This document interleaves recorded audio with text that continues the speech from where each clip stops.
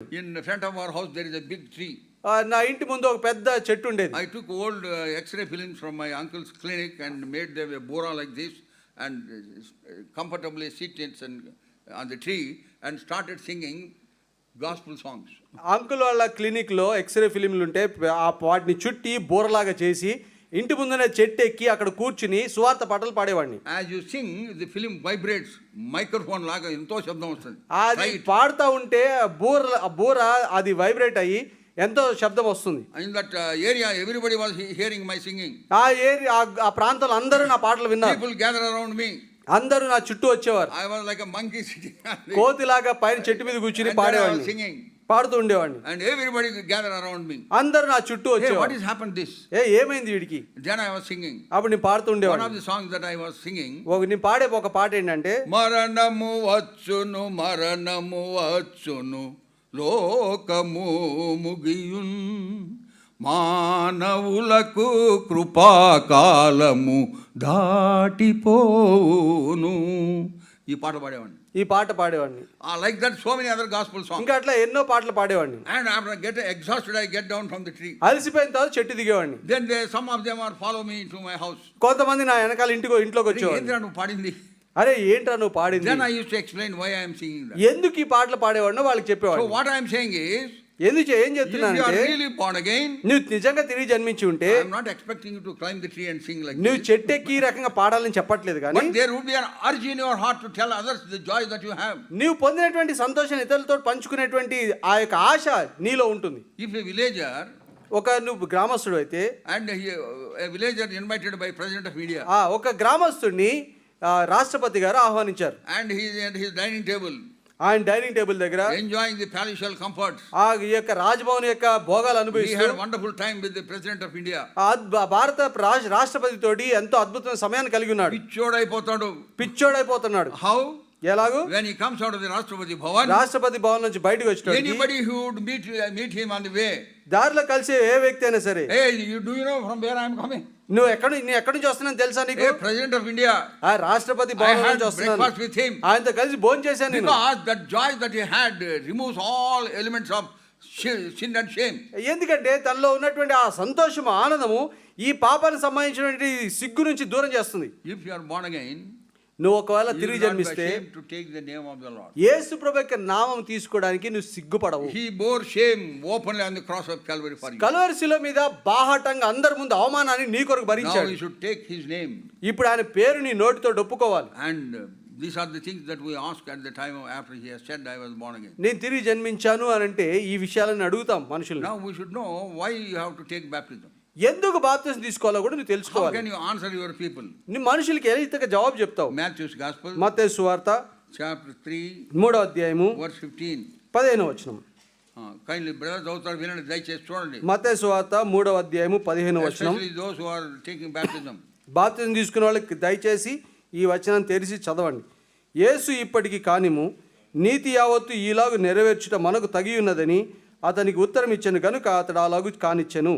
Fulfillment of all righteousness, that is baptism. నీతి యావత్తు ఈలాగు నెరవేర్చుట, ఇది బాప్తిసం. If anybody asks you, ఎవరైనా మిమ్మల్ని అడిగితే, why did you take baptism? నువ్వు ఎందుకు బాప్తిసం తీసుకున్నావు అని అంటే, my Lord Jesus while he was on earth he got baptized. నా ప్రభువైన యేసు ఆయన భూమి మీద ఉన్నప్పుడు ఆయన బాప్తిసం తీసుకున్నాడు. And he said it is fulfillment of all righteousness. నీతి యావత్తు ఈలాగు నెరవేర్చాలి అన్నాడు. That is why I took baptism. అందుకొరకే నేను బాప్తిసం తీసుకున్నాను. Secondly, రెండోదిగా Luke's Gospel, లూకా సువార్త chapter 7, 7వ అధ్యాయము verse 30. 30వ వచనం. చదవండి. లూకా సువార్త 7వ అధ్యాయము 30వ వచనం. పరిసయ్యులు ధర్మశాస్త్రోపదేశకులను అతని చేత బాప్తిసం పొందక తమ విషయమే దేవుని సంకల్పమును నిరాకరించిరి. Counsel of God's will. దేవుని సంకల్పమును నిరాకరించిరి. Baptism is counsel of God's will. బాప్తిసం అంటే దేవుని చిత్తం యొక్క సంకల్పం. Yeah, that is what it is. అది బాప్తిసం అంటే. And thirdly, మూడోదిగా 1 Peter chapter 3 verse 21. పేతురు రాసిన మొదటి పత్రిక 3వ అధ్యాయము 21వ వచనం. 1 Peter chapter 3 verse 21. పేతురు రాసిన మొదటి పత్రిక 3వ అధ్యాయం 21వ వచనం. దానికి సాదృశ్యమైన బాప్తిసం ఇప్పుడు మిమ్మల్ని రక్షించుచున్నది, అదేదనగా శరీర మాన్యం తీసివేయట కాదు గాని యేసుక్రీస్తు పునరుద్ధాన మూలముగా దేవుని విషయము నిర్మలమైన మనస్సాక్షినిచ్చు ప్రత్యుత్తరమే. నిర్మలమైన మనస్సాక్షి యొక్క ప్రత్యుత్తరమే. Answer of good conscience. నిర్మలమైన మనస్సాక్షి ఇచ్చు ప్రత్యుత్తరము. It is an answer of good conscience. నిర్మలమైన మనస్సాక్షి ఇచ్చు ప్రత్యుత్తరము And బాప్తిస్మం fourthly అంటే. and importantly, నాలుగోదిగా ప్రాముఖ్యంగా Matthew's Gospel, chapter 28, verse 19. మత్తయి సువార్త 28వ అధ్యాయము 19వ వచనం. Matthew's Gospel, 28, verse 14. మత్తయి సువార్త 28వ అధ్యాయము 14వ వచనం. 19. 19వ వచనం. కాబట్టి మీరు వెళ్ళి సమస్త జనులను శిష్యులుగా చేడి తండ్రి యొక్కయు కుమారుని యొక్కయు పరిశుద్ధాత్మ యొక్కయు నామములోనికి వారికి బాప్తిసం ఇచ్చుచు. That is how it is the commandment of the Lord. ఇది ప్రభువుకి ఆజ్ఞ. It is fulfillment of righteousness. నీతి యావత్తు నెరవేర్చుట. It is the counsel of God's will. దేవుని యొక్క చిత్తం యొక్క సంకల్పము. It is the answer of good conscience. నిర్మలమైన మనస్సాక్షి ఇచ్చు And it is ప్రత్యుత్తరము. the commandment of the Lord. నాలుగోదిగా ఇది దేవుని యొక్క ఆజ్ఞ. That is why you are taking baptism. అందుకొరకు మీరు బాప్తిసం తీసుకుంటున్నారు. Because old things are passed away. ఎందుకంటే పాతవి గతించెను, Behold, everything emerged as new. ఇదిగో సమస్తమును క్రొత్తవాయెను. As he was dead, buried, and raised from the dead, so also in the symbolic way of baptism is you go into the water, stay for a while, and then emerge. That is baptism. యేసుక్రీస్తు ప్రభు ఏ రకంగా మృతి పొందాడో, ఆయన సమాధి చేయబడ్డాడో, ఆయన పునరుద్ధరణ తిరిగి లేచాడో, దానికి సాదృశ్యంగా మీరు కూడా ఏం చేస్తారంటే నీళ్ళలోకి దిగుతారు, తర్వాత నీళ్ళలో మునుగుతారు, అక్కడ కొంచెం సేపు మాత్రమే ఉండి తర్వాత మళ్ళీ లేచి బయటకు వస్తారు. You declare your identification with his death, burial, and the resurrection. ఆయన యేసుక్రీస్తు ప్రభు యొక్క మరణ భూస్థాపన పునరుద్ధానంతో మిమ్మల్ని మీరు ఏకీభవించుకుంటున్నారు. This much you remember, it is enough. ఇది మాత్రం గుర్తుపెట్టుకోండి చాలు. And then read those verses that we have read, very, very important. మనం Romans చదివినటువంటి chapter 6, 1 to 11. తర్వాత మీరు రోమిలకు రాసిన పత్రిక 6వ అధ్యాయము మొదటి 11 వచనాలు చాలా జాగ్రత్తగా ఇంటికి వెళ్ళి మాటికి చదువుకోండి. It is a great blessing గొప్ప ఆశీర్వాదం ఇది. when you get baptized. తిరిగి బాప్తిసం తీసుకున్నప్పుడు Your joy would be full.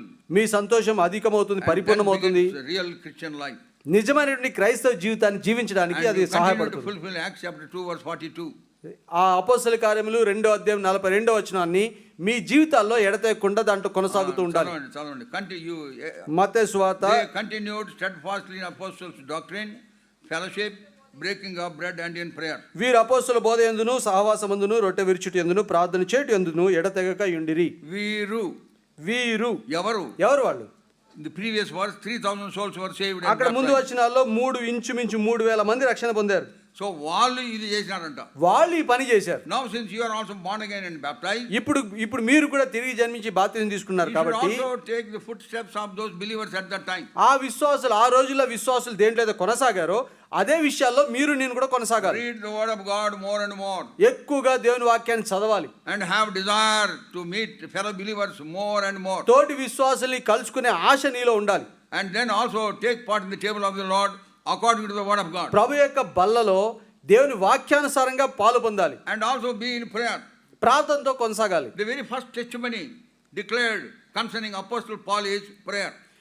అపోస్తలుడైన పౌలు విషయమై ఆయన మారు మనసు పొందగానే ఆయన గురించి ఇవ్వబడిన సాక్ష్యం ఏంటంటే అతడు ప్రార్థనలో ఉన్నాడు. That is a very important aspect. చాలా ప్రాముఖ్యమైన విషయం అది. Matthew's Acts of the Apostles, అపోస్తలుల కార్యములు chapter 9, verse 11. 9వ అధ్యాయం 11వ వచనం. Behold, he prayeth. ఇదిగో అతను ప్రార్థించుచున్నాడు అన్నాడు. అతడు ప్రార్థన చేయుచున్నాడు. See, such a testimony should be given to you ఇలాంటి సాక్ష్యం మీ గురించి నా గురించి by చెప్పబడాలి the Spirit of God. పరిశుద్ధాత్మ దేవుని ద్వారా. So may God help us. కాబట్టి దేవుడు మనకు సహాయం Prayerfully చేయగాక. go into the waters. మన ప్రార్థన పూర్వకంగా మీరు నీళ్ళలోకి You దిగండి. don't have to have any fear. దేమి భయపడాల్సిన అవసరం లేదు. You are baptized and you emerge. నీవు బాప్తిసం ముంచబడతావు, తిరిగి లెగుస్తావు. As Christ rose from the dead, that is the experience. ఏ రకంగా అయితే యేసుక్రీస్తు ప్రభు మృతుల నుంచి తిరిగి లేచాడో అది అనుభవం.